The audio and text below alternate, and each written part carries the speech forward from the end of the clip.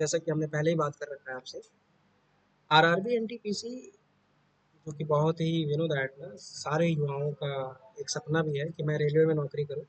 और देखो समाज में ना बहुत से लोग हैं जो चाहते हैं आगे बढ़ना, तो आपको सबसे अच्छा मौका यही है कि आप सरकारी नौकरी का पार्ट बन जाओ। और ये आपको सरकार ने बड़ा अच्छा मौका भी दिया है कि ग्रेजुएट वाले और अंडर ग्रेजुएट वाले बच्चों के लिए सुनहरा मौका है। मैं मिथुन चौहान आप सबका स्वागत करता हूँ अपने चैनल यूट्यूब पे, जहाँ पे मैं आपको आरआरबी एनटीपीसी से रिलेटेड सारी जानकारियाँ, साथ में प्रीवियस ईयर का पेपर जो कि पहले से मैं ऑलरेडी अपलोड कर चुका हूँ, का सलूशन एक वन वन करके वीडियो के माध्यम से कर रहा हूँ। ठीक है। और मैं साथ में आपको ना केवल वीडियो क्वेश्चन सलूशन नहीं, या साथ में मैं इसकी खाली जानकारी की बात नहीं करूँगा, मैं आपको स्पेशल टॉपिक भी पढ़ाऊंगा। जैसे टॉपिक की मैं बात करूँ, number system, percentage, profit loss, time involve, piping system, rail, train, SI, CI, DI, reasoning के सारे question, direction, syllogism, decision making, all the table, बिल्कुल कि बिना किसी कॉस्ट के। दूसरा, मैं आपको जनरल अवेयरनेस का भी टॉपिक पढ़ाऊंगा, आप बिल्कुल निश्चिंत रहें, है ना। इन सारे माध्यम से अंडर ग्रेजुएट वाले जितने भी पोस्ट हैं आप यहाँ ध्यान से देख लो। अंडर ग्रेजुएट के अंदर कौन कौन से पोस्ट होते हैं, हो जाएगा जूनियर क्लर्क कम टाइपिस्ट, अकाउंट क्लर्क कम टाइपिस्ट, ट्रेन क्लर्क 72। तो वन बाय वन हम बातें करेंगे, और हो सकता है मैंने इस वीडियो में पहले बता रखा है, आप यहाँ ध्यान से देख लो। मेरे पास इस ड्राइंग में आप देखो, अंडर ग्रेजुएट वाली पोस्ट की मैं बात करूँ, सबसे पहले junior clerk typist, account clerk typist की बात करें 361, ट्रेन क्लर्क की बात करें 72, कमर्शियल कम टिकट क्लर्क की बात करें 2022। ये हमारे उनके लिए हैं जो बच्चे हमारे 10+2 वाले हैं, मतलब जो हमारे स्टूडेंट हैं, हमारे बराबर भी हो, कोई बात नहीं, ऐसा कुछ नहीं है, ठीक है। So, जो इंटर पास है, जो इंटर पास, जो हमारी भाषा में जो कहते हैं ना इंटरमीडिएट पास है, अगर इंटरमीडिएट पास हो तो हो जाएगा। ये आपके लिए पोस्ट है, ठीक है, जिसमें जूनियर क्लर्क, इसमें थोड़ी सी टाइपिंग सीखनी पड़ेगी आपको, हो जाएगा आपका सिलेक्शन। इसका क्या सिलेबस है, कौन सी क्राइटेरिया है, मैं आपको सब डिस्कस करूंगा, तो ये आपके लिए है। सबसे बड़ी ना बात क्या होती है ना, पोस्ट तो पता चल गई आपको, सर क्या क्या आएगा, कैसा पेपर होगा, किस स्टैंडर्ड पे होगा, कौन पढ़ाएगा, कैसे पढ़ना है, क्या करना है, क्या छोड़ना है, क्या याद करना है, क्या रटना है, कौन सा फॉर्मूला, सारी बातें हम आपको बताएंगे, ठीक है। आप बस बने रहो। दूसरा, ग्रेजुएट लेवल की मैं पोस्ट की बात करूँ, ग्रेजुएट का मतलब होता है, देखो नॉर्मल मैंने आपसे पहले बता रखा था, ग्रेजुएशन का मतलब होता है 10+2+3, ये ग्रेजुएट लेवल है। बट अभी जो नया एनईपी है ना, न्यू एजुकेशन पॉलिसी जो हमारे पास है, वो इस तरह से काम करती है, ठीक है। 3+3+3 4 मीन्स 8+3 11+4 15, मीन्स टोटल ये 15 साल की बात हुई, यहाँ पे भी 15 की बात हुई, ठीक है। अब देखो इसमें ना जो ग्रेजुएट वाले लोग हैं ना, जो ग्रेजुएट मतलब या तो बीकॉम किया है, बीए किया है, बीएससी किया है, एलएल या एलएलबी जान सकती है, ओके ठीक है, नॉर्मल बीटेक किया है इसमें, तो ये सब के सब इसमें एलिजिबल है, समझ रहे हैं, सबके सब इसमें एलिजिबल है, ये ऐसा पोस्ट है, बस पास होना चाहिए, ठीक है। सो ट्रेन मैनेजर जिसको गुड्स गार्ड कहते थे, इसमें भी CBT 1 CBT 2 होगा, सीनियर क्लर्क कम typist CBT 1 CBT 2 typing skill होगी, जूनियर क्लर्क इसमें CBT 1 CBT 2 होगा, chief commercial CBT 1 CBT 2, station master. अच्छा देखो ना, सबसे ज़्यादा अगर लोग पसंद करते हैं तो वो है हमारा स्टेशन मास्टर का पोस्ट। ट्रेन मैनेजर और स्टेशन मास्टर वो कैसे पोस्ट हैं जिसके लिए बच्चे एकदम, है ना, बिल्कुल दीवाने हैं। और सबसे बड़ी बात है कि आपकी रेपुटेशन बढ़ जाएगी, आप बिल्कुल बने रहो, आपको पता चलेगा।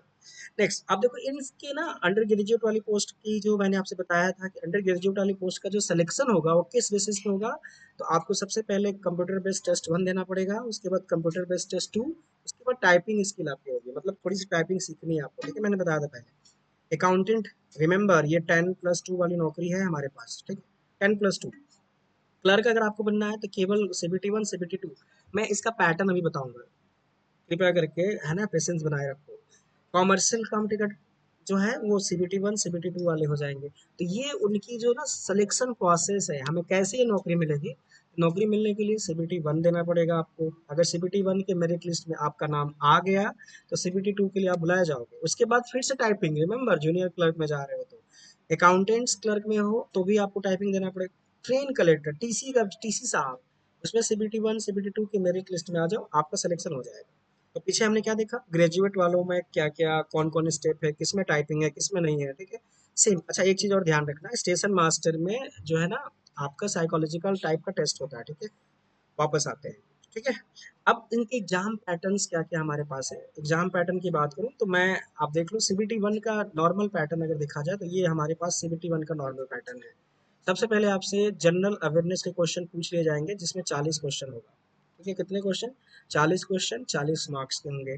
मैथमेटिक्स जो मैं पढ़ा ही चुका हूँ, मैं पढ़ा रहा हूँ प्रीवियस ईयर के क्वेश्चन आपको, 30 क्वेश्चन होंगे, 30 मार्क्स के होंगे। जनरल इंटेलिजेंस रीजनिंग जिसको कहते हैं वो 30 मार्क्स के, 30 नंबर के 30 क्वेश्चन होंगे। मतलब टोटल 100 क्वेश्चन 100 मार्क्स के 90 मिनट में आपको करना है। आप समझ पा रहे हैं?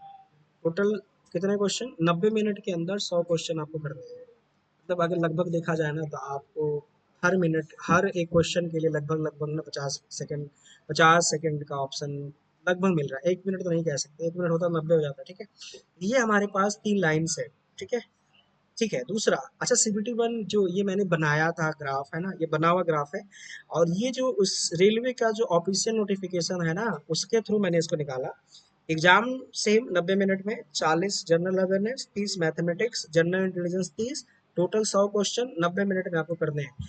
ये देखो याद रखना, सीबीटी वन वही सीबीटी वन जो अभी मैं बात कर रहा था ना, ग्रेजुएट वाले, ग्रेजुएट मतलब जो बीकॉम वाले हैं, बीए वाले हैं, बीएससी वाले हैं, एलएलबी वाले हैं, बीटेक वाले हैं, है ना, एमबीए वाले हैं, पीएचडी वाले, जो भी भरना चाहे, जिसमें भरना चाहे, उन सब में सीबीटी लिखा था ना।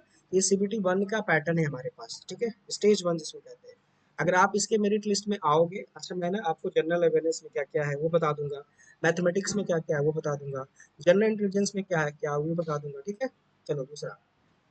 अब सीबीटी टू कैसे होगा गुरुजी? सीबीटी टू में क्या क्या आएगा? ये सीबीटी टू मतलब, अगर आप सीबीटी वन के मेरिट लिस्ट में, मेरिट लिस्ट कितना जाती है वो मैं आपको बता दूंगा, अभी दिखाऊंगा आपको स्क्रीन के माध्यम से। ठीक है, सीबीटी टू का आप जो पैटर्न है बिल्कुल सेम है। आप मेरी बात समझो, थोड़ा सा क्वेश्चन का लेवल जो होगा ना वो थोड़ा सा हाई हो जाएगा, बस सबको सेम। जनरल अवेयरनेस वहाँ पे 30 था, वहाँ पे 40 था, यहाँ पे 50 आ गया। ठीक है, 50 क्वेश्चन 50 मार्क्स के। सेम मैथमेटिक्स जो हमने पीछे दिखा था 30 का, वो आज 35 हो गया, 35 मार्क्स के। जनरल इंटेलिजेंस 35 क्वेश्चन हो जाएंगे, 35 मार्क्स, मतलब अब ये टोटल मार्क्स 120, टोटल क्वेश्चन 120 हो जाएंगे। आप समझ पा रहे हैं? पीछे क्या था, टोटल 100 क्वेश्चन थे 90 मिनट में। अब यहाँ ध्यान से देखो, 90 मिनट के अंदर आपको वापस 120 क्वेश्चन करना है। आप समझ पा रहे हैं? समय कम क्वेश्चन ज्यादा, समय कम क्वेश्चन ज्यादा, थोड़ा सा लेवल अप। समझ रहे हैं? अगर आप प्री में देख लो तो प्री में क्या था, प्री मतलब सेम भाई। CBT one means computer based test one में 90 मिनट में 100 ही क्वेश्चन करने थे। ठीक है, जिसमें आपका हो भी जाएगा, टेंशन ना लो। बट प्रॉब्लम कहाँ पे आएगी, सीबीटी टू। तो आपको ना, अगर आप रेलवे के लिए बिल्कुल तैयारी करना चाहते हो, बिल्कुल फेमस हो कि नहीं सर मैं बिल्कुल लेना चाहता हूँ जॉब, आप बिल्कुल सीबीटी टू को नेग्लेक्ट मत करना, क्योंकि सीबीटी वन में होने के बाद सीबीटी टू में फेल हो जाओगे। ठीक है, देखो 120 क्वेश्चन 120 नंबर के 90 मिनट के अंदर करना है। अच्छा मैं आपको ऑफिशियल वाला भी दिखा देता हूँ, ये मैंने बनाया था। ठीक है, ये हमने अपने हिसाब से बनाया है। 90 मिनट में 50 general awareness, 35 mathematics, 35 general intelligence, total 120 question 90 minute के अंदर आपको भरने हैं इसको। समझ पा रहे हैं?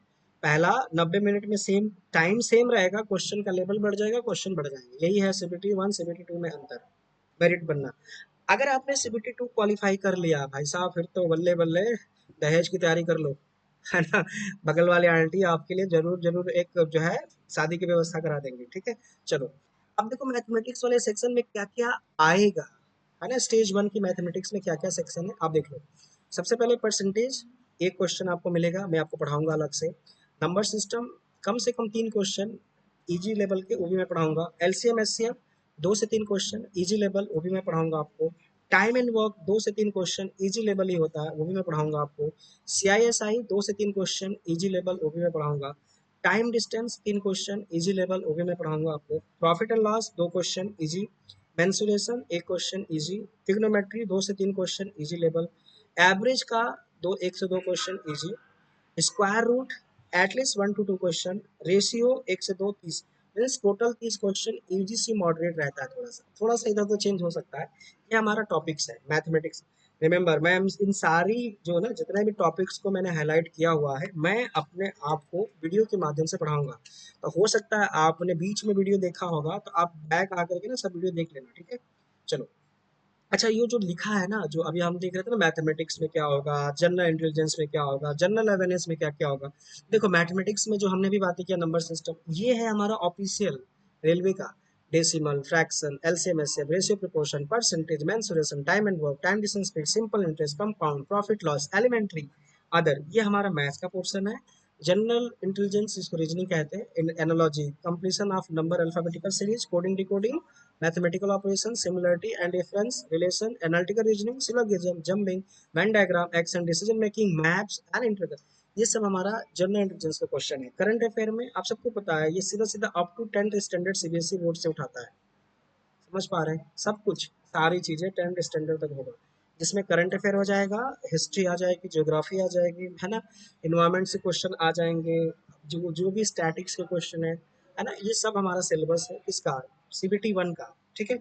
दूसरा, अब देखो मेरे ना एक जनरल इंटेलिजेंस, जो कि बीच में मैंने मैथ्स दिखाया था आपको, ये हमारे जनरल रीजनिंग वाला पोर्शन है।